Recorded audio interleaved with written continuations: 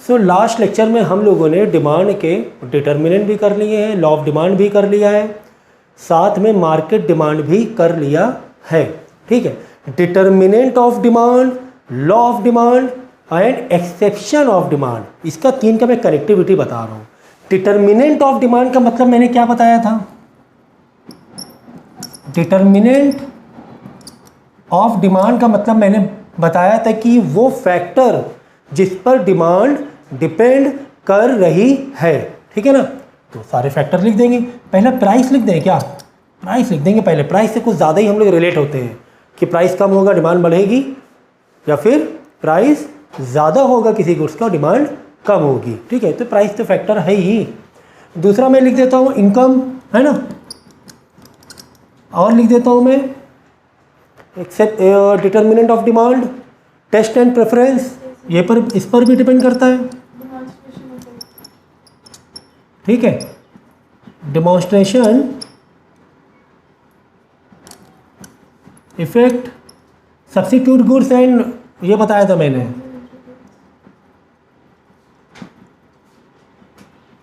Substitute goods, complementary goods भी मैंने बताया था। ठीक है, ये और क्या बताया था मैंने? कंज्यूमर क्रेडिट फैसिलिटीज, तो और भी अलग अलग है, लेकिन यहाँ पे हमने मेन ले लिया। ये है डिटर्मिनेंट ऑफ डिमांड। ठीक है, अब इसके बाद हम लोग ने नया नेक्स्ट टॉपिक पढ़ा था लॉ ऑफ डिमांड। उस लॉ ऑफ डिमांड में हमने लॉ ऑफ डिमांड में क्या कहा था? हमने लॉ ऑफ डिमांड में ये कहा था, अगर लॉ ऑफ डिमांड हमने नेक्स्ट टॉपिक पढ़ा था लॉ ऑफ डिमांड। हमने लॉ ऑफ डिमांड में ये कहा था कि बाकी जितने भी डिटर्मिनेंट्स हैं उनको रख दो कांस्टेंट। मैंने लॉ ऑफ डिमांड में क्या समझाया था कि बाकी जितने भी डिटर्मिनेंट है प्राइस को छोड़कर बाकी को रख दो, क्या? कांस्टेंट रख दो, इसमें कोई बदलाव नहीं है, और जो भी खेल करेंगे वो प्राइस से खेल करेंगे। वही हमारा लॉ ऑफ डिमांड था, वही हमारा लॉ ऑफ डिमांड था। यानी जो भी डिटर्मिनेंट्स हमने पढ़े थे जिसमें एक प्राइस भी फैक्टर था, प्राइस से हमने लॉ ऑफ डिमांड को जोड़ दिया था, बाकी को रख दिया फ्रीज, मतलब फिक्स कर दिया। भाई तुम हिलोगे नहीं, तुम्हारा टेस्ट बदलेगा नहीं, तुम्हारी इनकम बदलेगी नहीं, कोई भी सब्स्टिट्यूट गुड्स नहीं आएगी। वो अगर सारी चीज़ें सेम सिचुएशन है, बाकी जितने भी सिचुएशन सेम है, कांस्टेंट है, तो प्राइस से हमने खेल किया था लॉ ऑफ डिमांड का। प्राइस से हमने खेल किया था लॉ ऑफ डिमांड का। प्राइस बढ़ेगा, डिमांड कम होगी, प्राइस घटेगा तो डिमांड बढ़ेगी, डिमांड भी नहीं। ठीक है, ये तो हो गया लॉ ऑफ डिमांड, जो कि हमने लगाया था किससे? प्राइस से। अब आता है exception of law of demand. ठीक है ना, exception to the law of demand.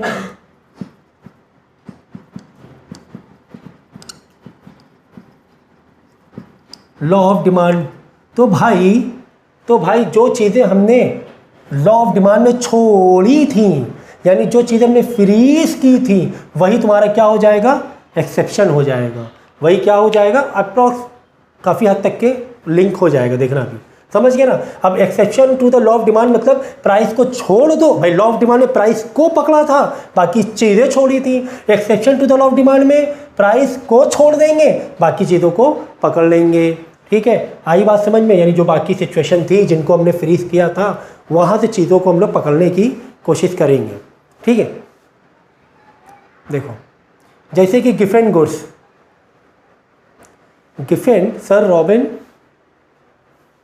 Sir Robert Giffen who pointed out this phenomena for the first time are those inferior goods।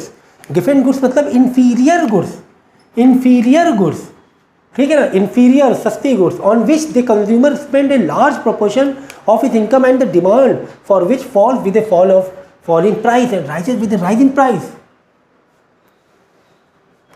So जैसा कि हमने लॉ ऑफ डिमांड में देखा था कि प्राइस कम होने से डिमांड बढ़ेगी, एक्सेप्शन में क्या हो रहा है? उसी का उल्टा हो रहा है। एक्सेप्शन में ये हो रहा है कि प्राइस घट रहा है, डिमांड भी घट रही है, मतलब लॉ का अपोजिट। तो लॉ का अपोजिट मतलब एक्सेप्शन ही तो हुआ। वर्ड से ही तो हम लोग चीज़ों को कनेक्ट पहले करेंगे, स्टार्टिंग में तो वैसे ही कनेक्ट करेंगे। एक्सेप्शन मतलब लॉ ऑफ डिमांड काम नहीं कर रहा है क्या यहाँ पर? हाँ, तो कुछ ऐसी सिचुएशन है जहाँ पर लॉ ऑफ डिमांड हमारा काम नहीं कर रहा है, जैसे कि इन्फीरियर गुड्स। इन्फीरियर गुड्स में क्या हो रहा है? इन्फीरियर गुड्स में ये हो रहा है, इन्फीरियर गुड्स में ये हो रहा है कि प्राइस घटने पर डिमांड भी घट रही है, तभी तो एक्सेप्शन हुआ। डिमांड बढ़ जाएगी तो लॉ नहीं हो जाएगा। तो क्यों सर? तो मैंने एग्जांपल बताया था कि बहुत सारे जो, यानी कि अगर हम मिडिल या लोअर मिडिल क्लास फैमिलीज़ को देखेंगे, जैसे कोई सस्ता वाला राइस यूज़ हो रहा है घर में, ठीक है ना, तो क्या हुआ कि उस सस्ते राइस का रेट है ना और कम हो गया। जब वो और कम हो जाएगा तो उसकी जो डिमांड है ना, डिमांड भी कम हो जाएगी। कंज्यूमर क्या करेगा? दूसरे जो स्लॉट का राइस है वो इस्तेमाल करने लगेगा, ठीक है। सो इस देखो, large income and the demand of which fall with a fall in price and rises with a rise in price. For instance, coarse food like maize and jawar are inferior food grain for an average consumer. They are consumed largely by poor people as the price of maize falls. Real income of the consumer increase. भाई अगर सस्ती जो चीज़ें हम लोग खा रहे हैं, इस्तेमाल कर रहे हैं, एक मिडिल या लोअर मिडिल क्लास फैमिली में अगर सस्ती चीज़ों का रेट कम हो जाएगा तो ओवरऑल इनकी इनकम, जो रियल इनकम होगी, बढ़ेगी नहीं बढ़ेगी? ओवरऑल उसकी रियल इनकम बढ़ जाएगी, ठीक है।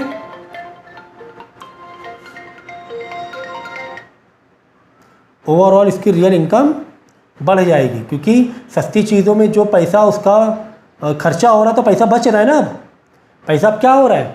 वो बच रहा है ना। तो जब सस्ती चीज़ों का रेट कम होगा तो वो फिर दूसरी मतलब अच्छा वाला चावल इस्तेमाल करने लगेगा, और जो रेट कम हुआ है वो, और जो रेट कम हुआ राइस का या आटे का, वो वाला आटा या वो वाला राइस नहीं खरीदेगा, थोड़ा अच्छा वाला खरीदने लगेगा कि उसका पैसा बच रहा था, उसके पास पैसा बच रहा था, ठीक है। नहीं, ये ज़रूरी नहीं है। प्राइस फॉल होने का रीज़न सिर्फ क्वालिटी डाउन नहीं होता है। प्राइस फॉल होने के रीज़न और भी कई होते हैं। ऐसा नहीं कि सिर्फ क्वालिटी डाउन हो रही तो ही प्राइस डाउन हो रहा है, और भी फैक्टर हो सकते हैं, और भी फैक्टर हो सकते हैं। प्राइस कम होने से मार्केट के अलग अलग फोर्सेस होते हैं। तो ये अब जैसे मोबाइल, अब एप्पल मोबाइल आया 13, 14 जब आता है तो प्राइस क्या रहता है? बहुत ज़्यादा रहता है, लेकिन 6-8 महीने बाद प्राइस कम होने लगता है। तो क्या उसकी क्वालिटी कम हो गई है? नहीं, ठीक है। तो ये एक रीज़न है गिफ्ट एंड गुड्स, मतलब यहाँ पर यानी गिफ्ट एंड गुड्स या इन्फीरियर गुड्स में लॉ ऑफ डिमांड काम नहीं किया, प्राइस कम होने से क्या हो गया? डिमांड भी कम हो गई। नेक्स्ट देखो, article of snob appeal the law of demand does not apply communities which serve as status symbol. वही जो डेमोन्स्ट्रेशन इफेक्ट देखा था, है ना, डेमोन्स्ट्रेशन इफेक्ट वही आ गया। देखो ये स्नॉब अपील, इसमें नाम वर्ड चेंज कर दिया है। स्टेटस, रिचनेस, कोई नया मोबाइल आया, अब तुम्हारे पास एप्पल 13 था लेकिन 14 आया, तुम्हें स्टेटस रखना है। तुम्हें क्या रखना है? स्टेटस रखना है। तो हमने अच्छा खासा महंगा होने के बाद भी देखोगे आप शोरूम में लाइन लगी रही थी, जबकि जब आता है तो प्राइस बहुत ज़्यादा रहता है। जब लॉन्च होता है मोबाइल वो प्राइस उसका बहुत ज़्यादा होता है। तो एक जो डिमॉन्स्ट्रेशन इफेक्ट होता है, एक जो शो ऑफ होता है, या जो स्नॉब अपील होती है, वो उसी को हम अलग अलग वर्ड से कह सकते हैं, ठीक है। तो कुल मिला के महंगा मोबाइल आया एप्पल तो भी डिमांड उसकी बढ़ी हुई है जब लॉन्च हुआ, सही है। यही keep reading, question answer read करो।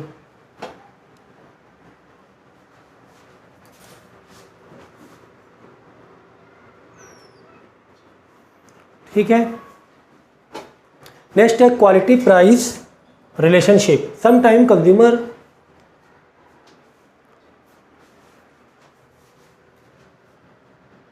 assume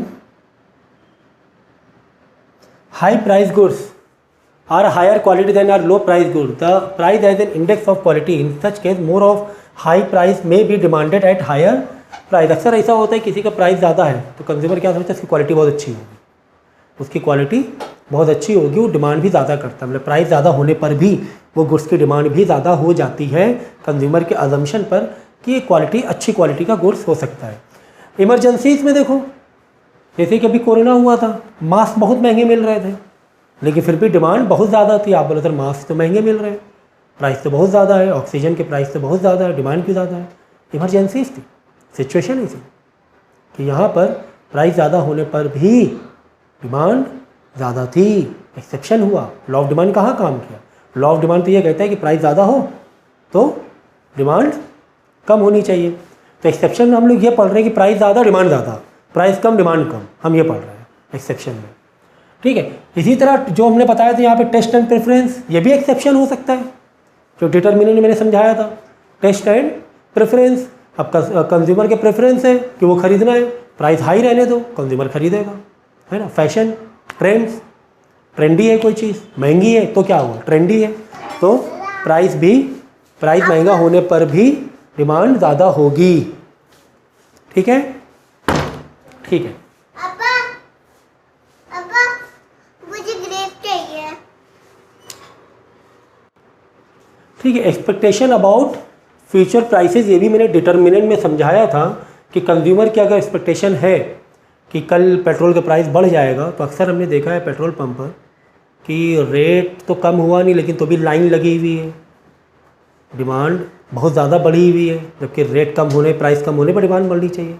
तो प्राइस कम नहीं हुआ तो भी डिमांड ज़्यादा होगी, क्योंकि ऐसी एक्सपेक्टेशन थी कंज्यूमर की कि कल या आगे रेट इसका बहुत ज़्यादा बढ़ने वाला है पेट्रोल का, है? तो ग्रेप ही नहीं है, एक कीड़ा है। नहीं, ट्रे पूरा एक वो रखा हुआ, पैकेट रखा हुआ है, पैकेट रखा है तो दीजिए। ठीक है। हाँ दे रहे अब पढ़ा रहे, एक मिनट रुको, पॉज करो ज़रा, ठीक है। तो ये तो एक्सेप्शन में एट ए ग्लांस आप ये सारी चीज़ें पढ़ सकते हो, साथ में जैसे मैंने कहा ट्रेंड, टेस्ट एंड प्रेफरेंस, वो भी आप चाहो तो इसमें लगा सकते हो, वो भी एक्सेप्शन बन जाएगा। अब देखो ये है very very important concept, change in quantity demanded, movement along the demand curve, ठीक है। देखो दो कॉन्सेप्ट आते हैं तुम्हारे पास, एक होता है एक्सपेंशन एंड कॉन्ट्रैक्शन और एक होता है increase and decrease. So next हमारा टॉपिक है चेंज इन क्वांटिटी डिमांड, ठीक है। मतलब डिमांड में चेंजेस है और वो चेंजेस की दो अलग अलग वजह हो सकती है, एक हो सकता है लॉ ऑफ डिमांड और एक हो सकता है एक्सेप्शन ऑफ डिमांड। मतलब डिमांड में चेंज हो रहा है, डिमांड में तो चेंज हो रहा है, लेकिन रीज़न क्या है, एक रीज़न है लॉ ऑफ डिमांड, एक रीज़न है लॉ ऑफ डिमांड, मतलब प्राइस के साथ खेल करना, मतलब लॉ आ जाए, लॉ मतलब प्राइस के साथ खेल हो रहा है, प्राइस कम हो रहा है, डिमांड बढ़ रही है। एक तो प्राइस यानी लॉ ऑफ डिमांड की वजह से डिमांड में बदलाव है, ठीक है, लॉ ऑफ डिमांड की वजह से डिमांड में चेंजेस हैं, और एक है एक्सेप्शन ऑफ डिमांड कि डिमांड में बदलाव तो है लेकिन प्राइस रीज़न नहीं है, लेकिन प्राइस रीज़न नहीं है, कोई और रीज़न है। वो कौन से रीज़न है, एक्सेप्शन, वो हमने अभी पढ़ा। तो यहाँ पे मैंने देखो पॉइंट में लिख दिया है पूरा topic, change in demand, demand में बदलाव है, एक हो रहा है लॉ ऑफ डिमांड की वजह से, that is movement along demand curve. ये क्या है, मूवमेंट अलोंग डिमांड कर्व, यानी कि ये जो है ना एक्सपेंशन एंड कॉन्ट्रैक्शन, ये किसकी वजह से हो रहा है, ये लॉ ऑफ डिमांड की वजह से है, ठीक है। जो और फिर बाद में सेकेंड है डिमांड में changes, that is shift in demand curve, यानी ये जो दो पॉइंट है ये किसकी वजह से है, ये प्राइस की वजह से तो नहीं है, चलो एक्सेप्शन कह सकते हैं, एक हद तक के एक्सेप्शन कह लो आप, ठीक है। तो ये दो इस तरीके से, यहाँ पे दो पॉइंट, यहाँ पे दो पॉइंट, मतलब यहाँ पे डिमांड बढ़ी किसकी वजह से, प्राइस कम होने की वजह से, यहाँ पे डिमांड घटी यानी कॉन्ट्रैक्शन हुआ किसकी वजह से, प्राइस बढ़ने से। लेकिन शिफ्ट इन डिमांड कर्व में, शिफ्ट इन डिमांड कर्व में डिमांड बढ़ी लेकिन प्राइस की वजह से नहीं, डिमांड घटी लेकिन प्राइस की वजह से नहीं। इसके ग्राफ अलग बनेंगे, इसके ग्राफ अलग बनेंगे, दोनों में ग्राफ अलग अलग बनेंगे, ठीक है, दोनों में ग्राफ अलग अलग बनेंगे, ठीक है ना, समझ गए ना। Expansion contraction law of demand, याद रखोगे क्या, एक्सपेंशन एंड कॉन्ट्रैक्शन मतलब लॉ ऑफ डिमांड, एक्सपेंशन मतलब डिमांड बढ़ना प्राइस कम होने की वजह से, कॉन्ट्रैक्शन मतलब कॉन्ट्रैक्ट होना डिमांड कम होना प्राइस बढ़ने की वजह से। लेकिन इंक्रीज और डिक्रीज इन डिमांड प्राइस की वजह से नहीं है, इंक्रीज यानी ये शिफ्ट हुई है, डिमांड कर्व शिफ्ट हुई है, ये प्राइस की वजह से नहीं है, ठीक है। अब देखो इसके डायग्राम, ये देखो ये तुम्हारा एक्सपेंशन एंड कॉन्ट्रैक्शन है, देखो ये एक्सपैंड हो रही है, ये देखो, ये डिमांड ये एक्सपैंड हो रही है, मतलब डिमांड बढ़ रही है, एक्सपैंड हो रही है और डिमांड बढ़ रही है। ये एक्स मतलब डिमांड है ना, एक्स मतलब क्या डिमांड है, डिमांड बढ़ रही है, ये बढ़ रही है, डिमांड बढ़ रही है, एक्सपेंशन हो रहा है। क्यों एक्सपेंशन हो रहा है? प्राइस घट रहा है, देखो ना, प्राइस घटा और डिमांड बढ़ी, प्राइस घटा और कर्व वहाँ पहुँचा, और कर्व बढ़ा दोगे, प्राइस घटा और कर्व यहाँ पहुँच गया।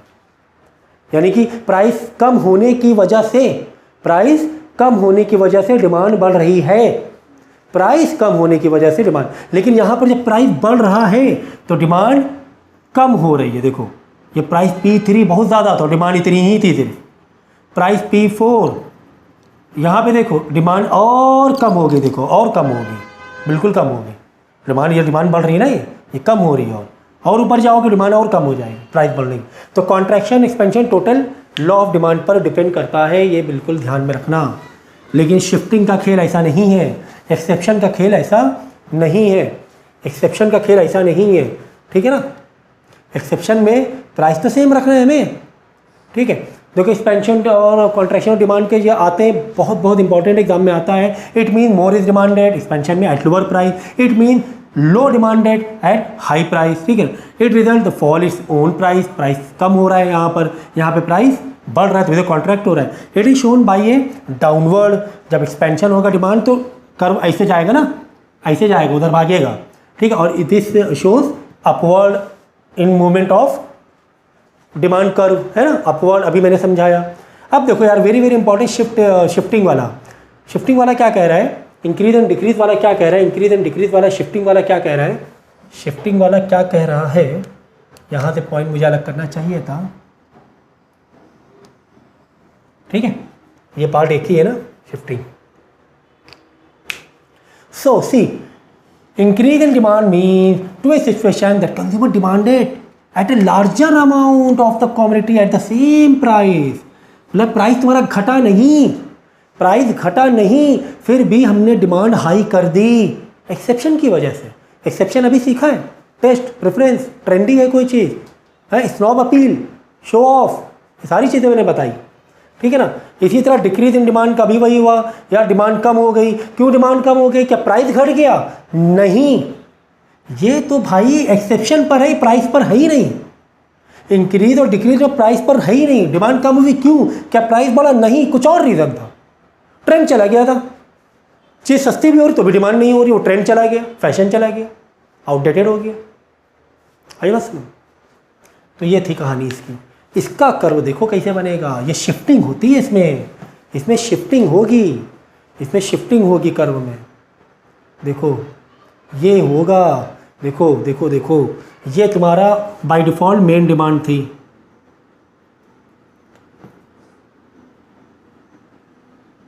ये तुम्हारा मेन डिमांड थी, ठीक है, ये ठीक है, ये थी। थोड़ा सा मैंने हाईलाइट किया इस चीज़ को, ये मत सोचना सर ने लाइन क्या बना दी, ये मेन डिमांड थी।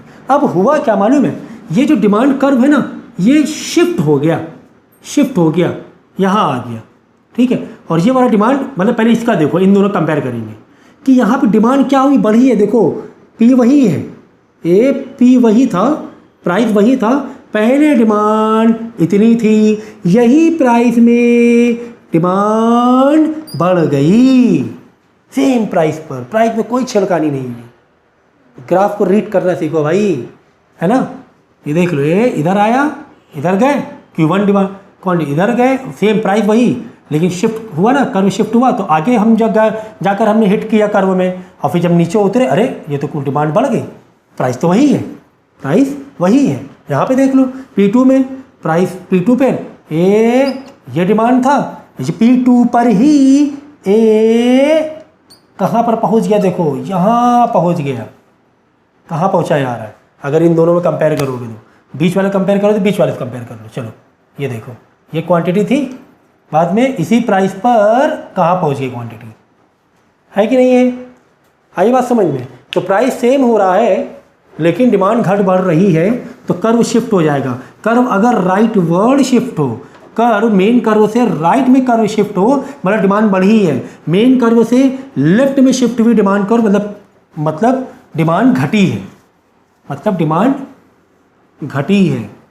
Is it clear now? तो ये सारे टॉपिक्स थे, आई थिंक चैप्टर हो चुका है आपका काफ़ी हद तक के। यहाँ देखो ये है इंक्रीज एंड डिक्रीज डिमांड के डिफरेंस बिटवीन दिए हुए हैं। अब देखो सारे एक्सेप्शन ही कहीं ना कहीं से एक्सेप्शन है इसमें, या फिर डिटर्मिनेंट अदर देन प्राइस, जैसे इनकम हुआ, प्राइस ऑफ सब्सिट्यूट हुआ, प्राइस ऑफ कॉम्प्लीमेंट हुआ, टेस्टिंग प्रेफरेंस हुआ, प्राइस एक्सपेक्टेशंस हो गए। ये एक्सेप्शन में था कि नहीं था? ठीक है, सारे एक्सपेक्टेशन में थे। ठीक है, तो इनकम बढ़ गई, इनकम बढ़ने से डिमांड बढ़ जाएगी, गुड्स का रेट नहीं घटा लेकिन डिमांड बढ़ गई।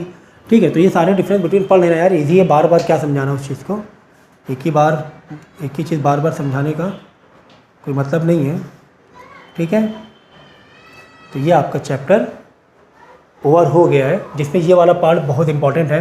लॉ ऑफ डिमांड भी इंपॉर्टेंट है और एक्सेप्शन ऑफ डिमांड भी। लॉ ऑफ डिमांड और एक्सेप्शन ऑफ डिमांड से ही तो बाकी चीज़ें खड़ी हुई हैं ना। लॉ ऑफ डिमांड ऊपर वाला, एक्सेप्शन ऑफ डिमांड नीचे वाला चल रहा है।